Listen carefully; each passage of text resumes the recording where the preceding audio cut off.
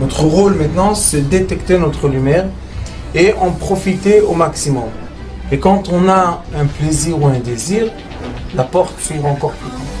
Comprenez, c'est quoi la lumière? Lumière, amour. C'est pas important qui tu es, où tu es, comment tu es. Dieu t'aime.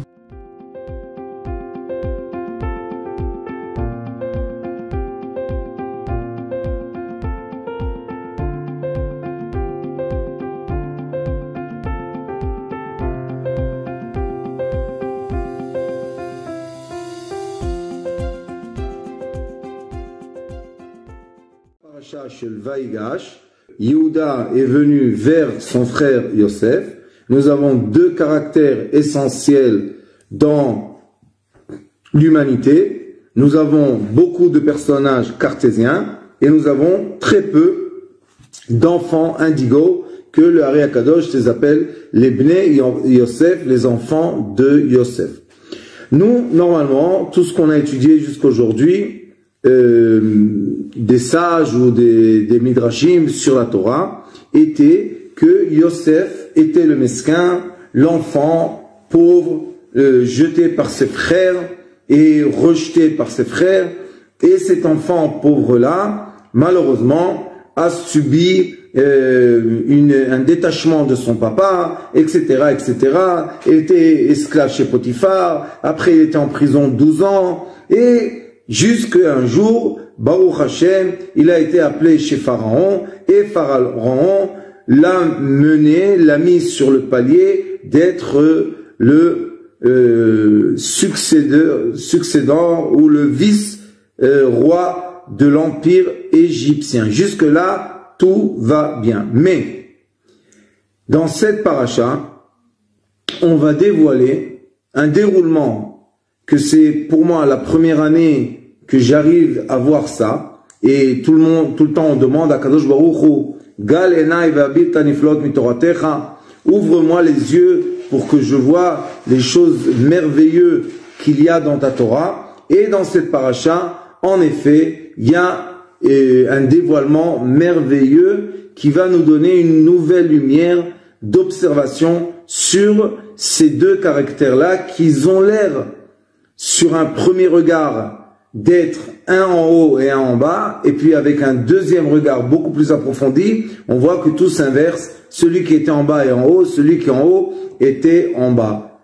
Il est écrit, Vaïgash elav Yehuda vayomer, son frère Yehuda lui a dit, est venu en face de lui et lui a dit, Bi Adoni, sache que le nom sacré Aleph Daled Nun Yud, il est chez moi et non pas chez toi. Ça veut dire que c'est moi qui tiens la royauté et non pas toi. Yedaber na'avdecha davar be'ozne Adoni, dis, moi je vais te dire, moi je suis ton esclave, et je vais te dire des choses que seulement l'oreille de Yosef Hatzadik peut entendre et comprendre. Pas seulement entendre, parce que tout le monde a entendu ce qu'il disait, mais toi, Yosef Hatzadik, tu es le seul qui va me comprendre.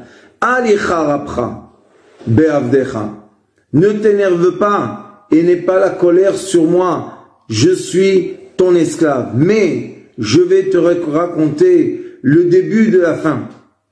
Sache, Kikamocha ke paro. Moi, quand on était enfant et j'ai vu ton comportement, déjà, j'avais le roi HaKodesh, j'avais le Saint-Esprit pour te dire, pour savoir dire à mes frères que toi, tes initiales, tes pensées, tes volontés ne sont pas les volontés qu'on a étudiées chez notre père Yaakov. Malgré que tu étais l'enfant préféré, malgré que tu es le aîné de la femme préférée, malgré tout cela, toi, tu avais des idées qui sont des idées rebelles. Tu voulais pas être soumis à l'enseignement de notre Père, tu voulais toi être le roi dans le vécu de ton Père, au-delà du trône de ton Père, parce que Yaakov aussi était un roi. Où je savais ça, quand tu as commencé à nous raconter tes rêves, j'ai compris que tu arrives à rêver et que ton rêve se répète Et Yosef même a dit à Pharaon, Parashat Miketz, il lui a dit, si le rêve se répète 2 fois, ça veut dire que ce rêve-là est vrai.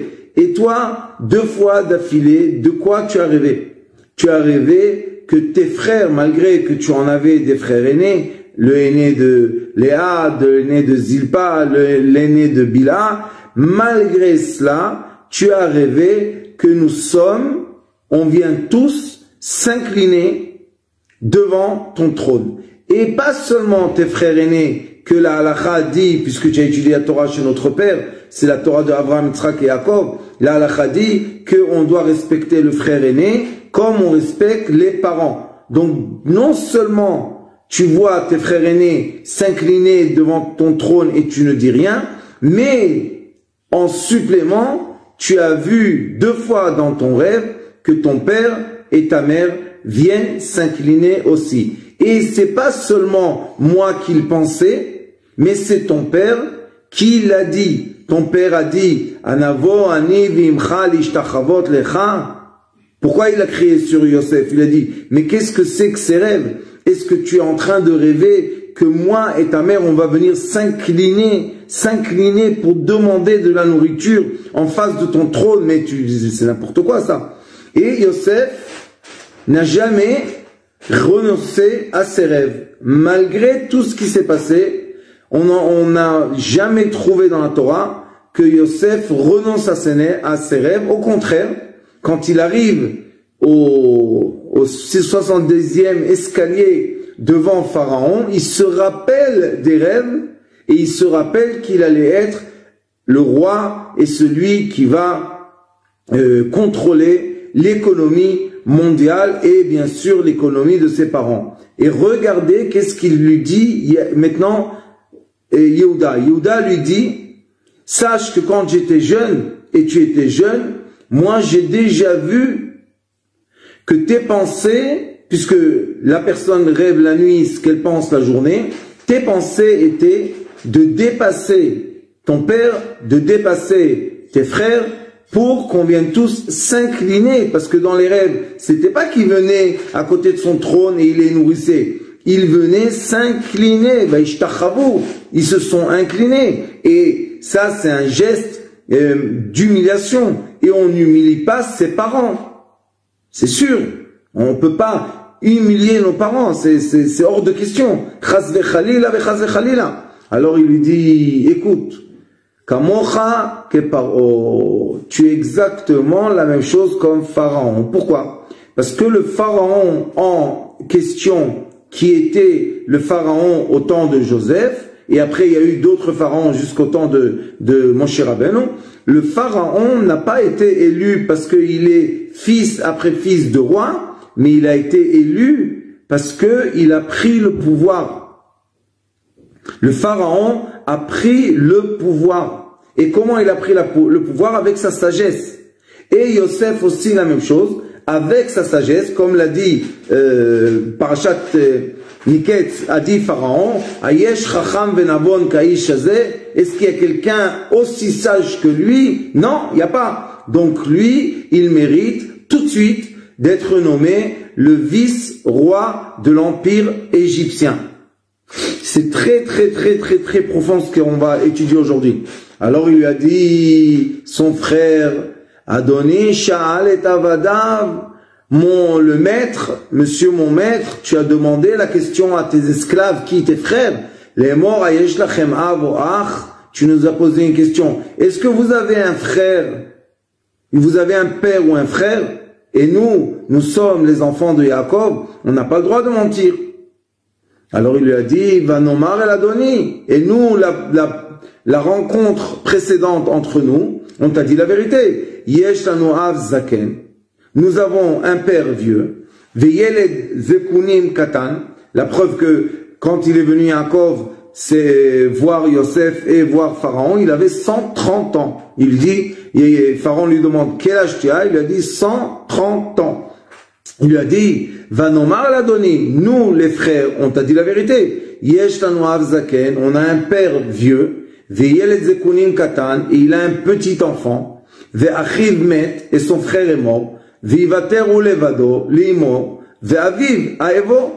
Eh bien voilà, la première fois qu'on t'a rencontré, tu nous as posé la question, on t'a pas menti, on t'a dit au contraire, oui, nous avons un frère, nous avons un père, le père a un fils, il avait un autre fils, mais ce fils-là est mort, donc on t'a dit la vérité.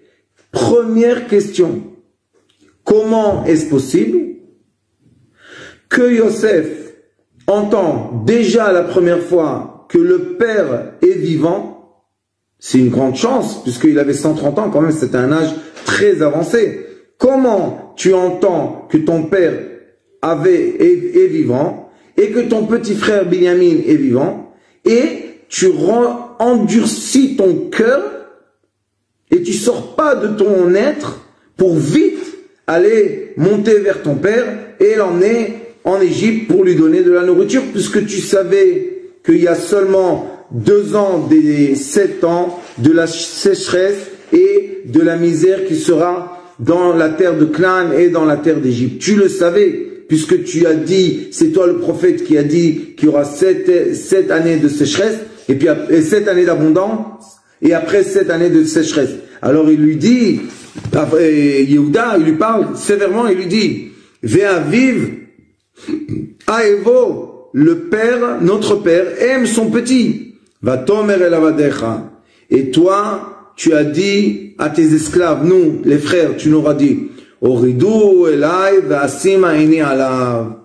Je veux voir cet enfant pour voir qui est-il. Et bien là, il y a déjà la première fois que Yehuda dit à Yosef, franchement, en face de lui, il lui dit, écoute, tu as eu la cruauté. Et on sait très très bien que les enfants rebelles peuvent être des enfants très très très durs, très méchants malheureusement. Malgré qu'ils sont de l'amour et ils sont gentils comme tout et ils sont généreux comme tout, ils peuvent être très très durs et très méchants. La réponse, pourquoi et comment ça se passe, je vous la donnerai à la fin de ce cours et vous allez voir qu'il y a une raison valable, vraie, qui existe jusqu'au nos jours. Il lui a dit, et toi, qu'est-ce que tu as dit? On t'a dit que le père aime son fils et il est vieux. Ça veut dire que tu mets en danger ton père. Et pas seulement tu mets en danger ton père, tu mets en danger toute ta famille. Parce que tu dis que si vous n'allez pas m'emmener voir mon petit frère, vous n'aurez pas la permission de venir en Égypte demander de la nourriture. Vanomar el Adoni. Et on vous a dit, monsieur, on t'a dit, Lo yochal anar la'azov et aviv. Le petit ne peut pas quitter son père. Va'azav et aviv vamet. Et si, par malheur, le petit se sépare de son père va mourir. Est-ce que c'est seulement le père de Binyamin? Non, c'est ton père à toi. Eh ben voilà, le deuxième piège. Et tu n'as pas compris. Tu étais encore têtu et tu nous as pas laissé revenir sans le petit. Mais tu sais très très bien que si tu aurais attrapé le petit, tu mets en danger la vie de ton père. Donc, tu n'as aucun vrai sentiment vis-à-vis de lui, tu as seulement un sentiment vis-à-vis de tes volontés, de tes caprices et de ta royauté. Ton père ne t'intéresse pas vraiment. Alors arrête de nous dire que tu étais mesquin parce que ton père, tu as aimé ton père et c'est à cause de ça que tu as accepté de passer tout ce que tu passais. Non, c'est pas ton père que tu as aimé, c'est toi-même que tu as aimé. Et ce sont des paroles très vraies. Très vraies. Tous ceux qui sont Bnei Yosef, tous ceux qui sont indigos doivent avouer. On a le cœur, et je m'inclus dans cette équipe, nous avons des fois le cœur en pierre.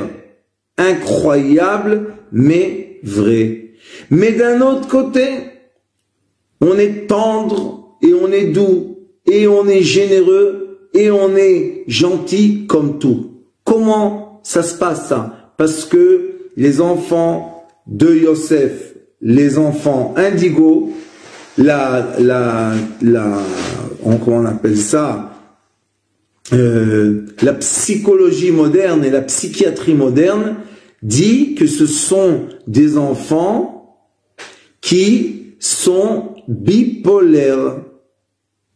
Ça veut dire qu'ils ont deux polarités et des fois ils sont en haut et des fois ils sont en bas. Et à la fin de ce cours, je vais vous dévoiler quel est le système qui fait que des fois ils sont en haut et des fois ils sont en bas. Vatomer el avadecha, et toi tu as dit à tes esclaves, im lo yered achechem hakaton itchem, lo tosifun lirot panai. Si vous allez pas emmener avec vous votre petit frère, vous allez pas pouvoir me revoir. Cela était les condamnés, écoutez bien, condamner son père et ses frères à la mort par la faim, la famine. Vous savez que quand on parle de la famine qui était au temps des 7 années de famine, c'est pas une famine que on va au supermarché, au lieu d'acheter du pain, on va manger des gâteaux. C'est pas de cette famine qu'on parle. On parle d'une chaleur affreuse qui sèche tout se sèche et la terre se brise et rien ne peut pousser. Il n'y a pas de pluie, rien ne pousse. Donc les gens que malheureusement n'ont pas à manger, ils ont vraiment pas de quoi manger et ils meurent de faim. Et une des preuves, c'est que quand Binyamin est descendu avec eux, il est écrit dans le Midrash que son visage avait des fentes. Il y avait des fentes qui saignaient. Pourquoi? À cause de la sécheresse et de la famine. Donc il a vu. Et il savait. Alors il lui dit, Yehuda, dis-moi, comment tu as pu t'asseoir sur ton trône, être à l'aise, manger et boire, et savoir déjà, la dernière fois qu'on t'a vu, que ton père est en danger de famine, et tes frères sont en danger de famine. Comment tu as pu supporter ça et endurcir ton cœur? Et regardez, Yehuda lui met un piège et lui dit, regarde, on est revenu sur nos pas voir ton esclave, notre père, Vanagedlo et divrei Adoni, et on lui a dit ce que tu nous as dit. Déjà là, encore une fois un piège.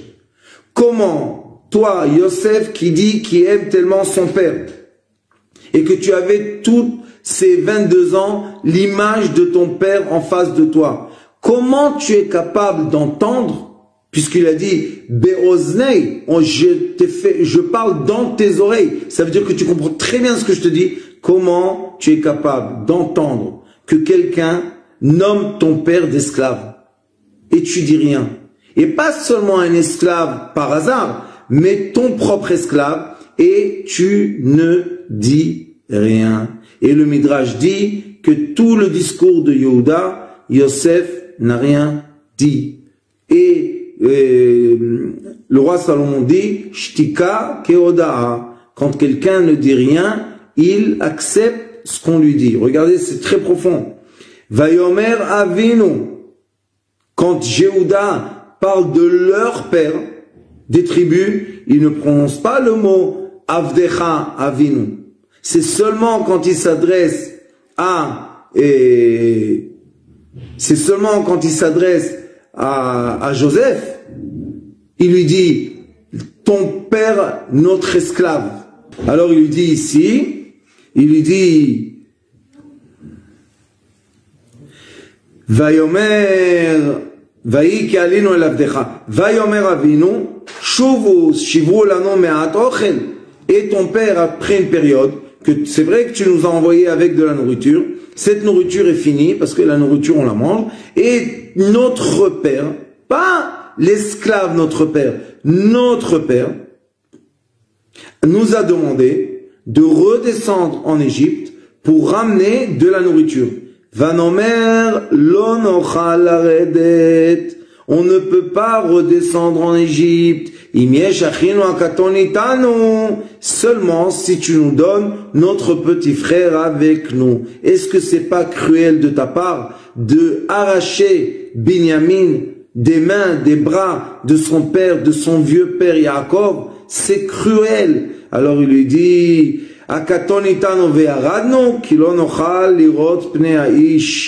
et on ne pourra pas voir le visage de le Ish. Ça, c'est un des indices de cette paracha quand on dit le mot Ish. Qui est Ish? Retenez qu'on dit on ne pourra pas voir le visage de la personne. Si notre petit frère n'est pas avec nous. Et pourquoi ici, il ne lui dit pas, il ne s'adresse pas à lui? Pourquoi il ne dit pas Ata? Pourquoi il dit Aïch? Parce que ça, c'est un indice de la solution. Il lui dit Vayomer Avdecha Avi. Et maintenant, quand il lui dit ton esclave, mon père, ça veut dire que Yehuda savait très très bien à qui s'adresser. Vous savez très bien que ma femme Rachel que j'aimais m'a emmené 2 enfants. Il y en a un qui est sorti de chez moi. Va Omar, et j'ai dit Tarof Toraf velo raiti vadena. J'ai été complètement bouleversé et je l'ai pas vu jusqu'à maintenant. Ça veut dire que Yaakov aussi avait un certain savoir que Yosef est en vie. Sinon, il aurait dit, eh ben voilà, un est mort, comme Yehuda a dit. Et vous avez pris aussi ce petit, mon petit Binyamin de chez moi, ou Krao Ason, et si quelque chose de dangereux va se passer, puisque c'était période de famine, vous avez, il y avait les voleurs qui volaient la nourriture, il y avait, tout le monde était en drôlamousse. Il lui dit, vous allez descendre ma vieillesse de façon mauvaise à ma mort. Et maintenant, moi, Yehuda, c'est moi qui est venu vers mon père, ton esclave. Vous voyez que chaque fois que Yehuda s'adresse à Joseph, il lui dit, ton père, ton esclave, et Joseph encore ne dit rien du tout. Il est assis sur son trône et il entend tout ce discours. Sans avoir honte, sans pleurer, sans rien du tout. Et si, chas vechalila, par malheur, l'enfant ne revient pas avec nous chez son père, eh ben, ça sera condamné, le père, à la mort, que Dieu nous en préserve. Et lui, il verra qu'on est revenu, mais l'enfant n'est pas là, va mettre. Il va mourir. Ken, efata, va mettre. Et on aura descendu la vieillesse de ton esclave, notre père, Beyagon Shaola, dans un endroit très mauvais. Qui avdecha, moi, ton esclave, je suis garant. Arev et anar mi ma vie. Et vous voyez que là, il y a une précision dans la Torah, que quand il dit avi, il ne dit pas avdecha, il ne dit pas esclave.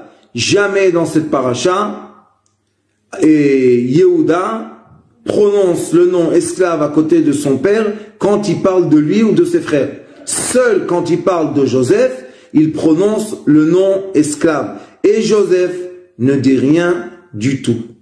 Comment est-ce possible que tu aimes ton père tellement, que tu dis que tu honores ton père tellement, que tu dis que tu veux seulement le bien de ton père, que tu dis que tu as l'image de ton père en face de toi, et tu entends quelqu'un prononcer tellement de fois le terme ton père l'esclave, ton esclave, et tu ne dis rien.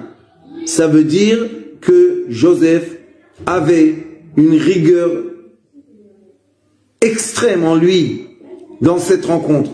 Ve'ata yeshevna avdecha tachat anar, eved la'adoni, ve'anar yale im echav. Eh ben, sache qu'un vrai roi, que moi, Jéhouda, je suis un vrai roi, eh ben, j'ai pris la responsabilité et j'ai dit à notre père Yaakov, t'inquiète pas, si quelque chose se passera, je suis garant. Et là, il s'adresse à Joseph et il lui dit, dis-moi, si tu as tellement voulu un esclave, pourquoi tu prends un petit qui est faible et qui n'a pas de force et qui est malade, et tu ne prends pas moi qui est fort et sain et qui peut être ton bon esclave? Je suis prêt. Moi, je suis un roi qui prend la responsabilité. Je suis prêt à prendre sur moi de devenir ton esclave, et non pas que notre frère reste ici, qui va être la cause du décès ou malheureusement de quelque chose de grave qui peut se passer avec notre père. Vous devez comprendre, c'est très très profond et c'est exactement l'inverse de tout ce qu'on nous a enseigné. Qui est la vie? Comment je peux aller remonter en Eretz Knan vers mon père, pas l'esclave, mon père, vers mon père, Va'anar eneno iti, et le petit n'est pas avec moi, Penere bara, peut-être que Dieu nous en préserve, que je vois le mal, Asher imtsa et avi, que je vais voir le mal frapper mon père, je ne peux pas supporter ça. Toi, Yosef, tu as pu le supporter. La preuve que tu nous as renvoyés en pays de Canaan, tu pouvais, la première rencontre déjà, il y avait assez de signes que tu nous as donné, que tu es un fils d'Abraham, Yitzhak et Yaakov. Un des signes était que Yosef ne mangeait pas avec ses esclaves dans sa maison parce que manger le pain des Hébreux était quelque chose de, je sais pas comment dire en français, métorave. C'était quelque chose que les Égyptiens ne pouvaient pas supporter. Donc, les Égyptiens ont mangé tout seuls, Yosef a mangé tout seul, et eux ont mangé tout seuls. Non ça, non seulement ça, et aussi Yosef, il leur a dit, et ta Elohim ani yare. Moi, je crains Dieu. Ah, tu crains Dieu, mais tu crains pas les commandements de Dieu. Tu ne crains pas, parce que si tu aurais craint les commandements de Dieu, tu n'aurais pas emmené la situation telle que Binyamin est avec nous, et le père, malheureusement, reste en pays de Canaan. Le père reste en pays de Canaan, et maintenant, il va subir, malheureusement, une maladie, il va subir quelque chose de très très grave. Alors, il lui dit, oi, oi, oi, oi, levelo yachol Yosef, leitapek lechol anitzavim alav. Yosef ne pouvait plus se retenir émotionnellement malgré tous les gens qui étaient autour de lui. Qu'est-ce qui s'est passé? Vaikra otziu kol ish me'alai. Kol en hébreu c'est pluriel, ish c'est singulier. Alors pourquoi il dit otziu kol ish? Sortez tout l'être, tout le personnage. Mais alai velo amad ish, et le personnage n'était pas présent avec lui quand Yosef a avoué à ses frères toute l'histoire. Et ben voilà l'histoire de Ish, comme je vous ai dit au début, Kilo nochal lirot pne a Ish. Qu'est-ce que c'est que cet indice qui s'appelle Ish? Sachez que les enfants Yosef, les enfants indigo, naissent sur terre ils sont accompagnés de l'ange de la rigueur qui s'appelle Gavriel, l'ange de la rigueur.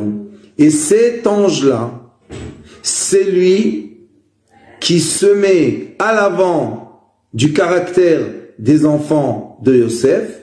Cela veut dire que eux-mêmes, par leur propre volonté, ne veulent surtout pas Les enfants de Yosef ne veulent surtout pas de faire du mal aux gens. Comme je vous ai dit, ce sont des gens magnifiques, ils sont très généreux, mais pourquoi des fois ils sont tellement durs que c'est impossible, ils sont têtus comme tout. C'est pas eux. Ils ont un ange, et cet ange-là se met comme une paroi entre eux et ceux qui sont autour d'eux. Cet ange-là isole ses enfants, je peux vous le dire parce que je le sais, de mon vécu, et il les isole tellement fort, et il montre à la communauté ou à la famille qui entoure les enfants de Yosef, comme si que Yosef était un rebelle, un dur, un méchant, tout ce que vous voulez. Et c'est pour cela qu'ils se permettent, ceux qui entourent les enfants indigos, d'être durs avec eux et de leur faire du mal. Mais vous voyez que Yehuda était un homme sage. Et avec sa sagesse, qu'est-ce qu'il a réussi à faire? Il a réussi à montrer à Yosef la vraie image de la vraie situation. Il lui a dit, toi, tu es pas du tout un mesquin. Toi, dès le début, tu avais cet ange-là qui a créé la séparation. Comment on sait qu'il y avait cet ange-là? Puisqu'il est écrit, Vaivga Baïsh, quand il est parti dans le champ et il a rencontré le personnage, et le personnage lui a dit, Ma'ata mevakesh, qu'est-ce que tu veux toi? Joseph a dit, Et achai anochi mevakesh, moi je veux être en fusion avec mes frères, je veux être en accord avec mes frères, je veux être en paix, je ne veux pas être isolé, je ne veux pas être seul, je ne veux pas être malheureusement dans ma famille, dans ma communauté, quelqu'un de rejeté. Au contraire, je veux être quelqu'un d'accepté, je veux être quelqu'un de communautaire, je veux être quelqu'un de familier. Alors pourquoi j'arrive pas à le faire? Parce que je suis accompagné d'un ange. Et ce qu'ils ont dit, les frères de Yosef à leur père, on ne pourra pas rencontrer le visage du personnage, et non pas le visage de Yosef ou de Adonai Haaretz. Donc vous voyez que ce visage-là, cette personnalité, c'est une personnalité qui englobe, qui encapsule les enfants de Yosef. Il y a une raison que c'est comme ça, parce que on dit qu'ils sont trop gentils, et quand ils sont trop gentils, malheureusement, les gens profitent et abusent d'eux. Donc quand ils sont petits, l'ange n'est pas encore là, donc les gens abusent de ces enfants de façon affreuse, et quand ils abusent de ces enfants-là, eh bien c'est exactement ce que j'explique maintenant, Madame Evelyne Etouati, c'est que au début, ces enfants sont exploités, comme ils ont une générosité qui n'a pas de fin. Les gens, malheureusement, profitent d'eux. Et là, à un certain moment, les enfants de Yosef pleurent, sont tristes, et Akadosh Baruch Hu leur envoie une force de rigueur qui est la force d'un ange, et c'est pour ça qu'on dit qu'ils sont imbattables. Je ne sais pas si vous savez, mais dans les sports du combat, les enfants indigos sont imbattables. Impossible de les gagner, sauf si on a réussi à toucher leur cœur.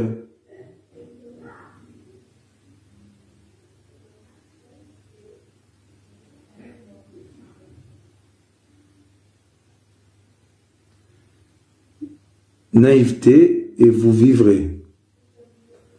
Amen.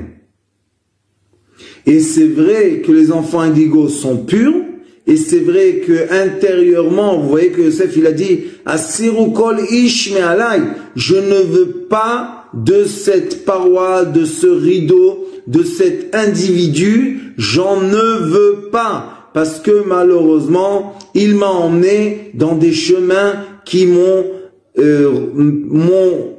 donné une ressemblance au comportement pharaon. Et moi, je suis exactement l'inverse. Pour savoir si on est un enfant indigo, allez sur Sitrei Chaim, YouTube Sitrei Chaim, et vous allez voir, il y a là-bas sur la playlist beaucoup de cours que je donnais sur les enfants indigo, et vous allez très vite vous reconnaître si vous êtes un enfant indigo. Mais jusqu'à ce moment-là que je vous parle, jusqu'à cette année-là, jusqu'à cet exil que je suis maintenant au Portugal, j'ai jamais raisonné de cette façon. J'étais toujours aussi du côté que le pauvre Yosef, Mais là, on voit que Yehuda lui dit, quoi le pauvre Yosef? Tu as presque tué ton propre père. Tu as presque tué tes propres frères. Et vous voyez, d'où on sait quelles sont ses vraies qualités, que tout de suite, quand l'ange a levé son rideau et Yosef s'est dévoilé à ses frères, la première des choses qu'il a fait, c'est qu'il leur a donné la nourriture et il leur a dit, vite, allez appeler mon père, que je puisse le voir la dernière fois de ma vie. Et Vatechi Ruach Yaakov, et on voit que le vrai Yosef vraiment fait vivre l'esprit de son père, et c'est comme le père lui a dit. Il a dit, je te gronde, mais je sais que tu es vrai. Ah, Madame Evelyne, je vais vous dire la vérité, moi aussi. Mais c'est jamais trop tard. Et c'est pour ça que nous, à notre âge, quand on entend ces cours-là, on peut transmettre aux petits Joseph qui naissent autour de nous et dans notre famille. C'est vraiment un enseignement, vraiment je vous dis cette année, c'est un enseignement que juste pour dire ce cours-là, je suis content que j'ai vécu tout ce que j'ai vécu dans ma vie jusqu'aujourd'hui. Ce sont les cours qui m'ont ramené à l'étude de la Torah, les vidéos, enfants indigo, je vous aime, m'ont sauvé la vie. Merci madame. Oh, le pass sanitaire, j'aimerais tellement vous rencontrer un jour. Je viens à Paris. Voilà, je serai là le 19 jusqu'au 21. Donc, ce que je voulais vous dire en conclusion, c'est que on voit que nous avons un comportement des deux frères qui sont à l'opposé et aux extrémités et polaires les uns vis-à-vis de l'autre. Mais en vrai, les deux frères veulent le bien de leurs parents. Et si vous voulez affaiblir la paroi de l'ange de guerre qui accompagne les enfants de Yosef, il faut parler avec eux tout de suite, direct, dans le cœur, au sentiment. Et quand on parle avec eux au sentiment, comme à mon époque on disait le chantage au sentiment, mais c'est pas un chantage, c'est la seule façon qu'on peut parler avec eux pour adoucir leur cœur qui devient dur comme de la pierre. Pour adoucir ça, pour faire fondre la pierre, pour faire fondre le bouclier de fer, il faut parler avec eux en douceur et en amour. C'est vrai, ça nous demande beaucoup plus de patience, ça nous demande de réfléchir à chaque chose qu'on dit, ça nous demande de faire beaucoup de câlins. C'est vrai que ça crée aussi de la jalousie avec les autres frères. Je connais, j'en ai chez moi à la maison. Mais à la fin, si on ne va pas se comporter avec eux comme ça, on va subir dans la maison la présence d'un enfant qui est déjà âgé et accompagné de l'ange de la guerre, Gabriel, et l'ange de la rigueur et la guerre. Et toute la journée, il y a la guerre à la maison. Les parents sont épuisés de cette guerre. Et pourquoi cette guerre? Parce que nous sommes têtus et on ne veut pas. Et on ne veut pas, malheureusement, prendre du temps pour adoucir ces âmes qui sont tellement fragiles à l'intérieur et tellement douces à l'intérieur et tellement généreuses à l'intérieur et tellement gentilles à l'intérieur. Ils vont vous donner leurs habits, ils vont vous donner tout ce qu'ils ont juste pour pas vous voir souffrir. Alors comment de l'autre côté, c'est des durs, mais que Dieu nous en préserve, comment ils peuvent être durs? Le secret est l'ange Gabriel. Et vous savez qu'est-ce qu'on doit faire avec cet ange? Le Zohar Kadosh dit que c'est aussi l'ange qui s'appelle l'ange Uriel. C'est quoi l'ange Uriel? C'est l'ange de la sagesse et de la lumière. Et il s'appelle aussi Raziel, l'ange du secret et de la lumière. Vous savez que quand on parle avec ces enfants-là et on leur donne des enseignements comme on parle avec un adulte, incroyable comment ces enfants comprennent, comment ils intègrent les choses. Mais d'un autre côté, quand ils sont en classe, c'est les derniers de la classe. Comment est-ce possible d'être tellement intelligent et tellement cancre? Comment ça marche? Parce que si ils ont une professeure ou un professeur qui les aime, qui leur parle de façon tendre, ils deviennent les enfants les plus réussis de la classe. Parce que on leur a ouvert la porte. On a enlevé le rideau qui s'appelle la guerre et la rigueur. Mais si malheureusement le professeur se moque d'eux, leur fait des remarques, leur parle pas comme il faut, et ben voilà, il va maintenant confronter une année entière. La mémoire du cœur, siège de Dieu. Et ben ce professeur ou ses parents vont confronter, jusqu'à quand qu'ils changent leur attitude, ils vont se confronter avec un guerrier qui ne perd jamais. Il faut comprendre, les enfants de Yosef ne perdent jamais. Je vais juste vous raconter une petite histoire. Quand j'étais jeune, je pratiquais les arts martiaux, une technique qui s'appelle Chitoryo. Et j'avais un professeur japonais. Et comme j'étais très très fort comme les enfants de Yosef, je m'entraînais seulement avec les adultes.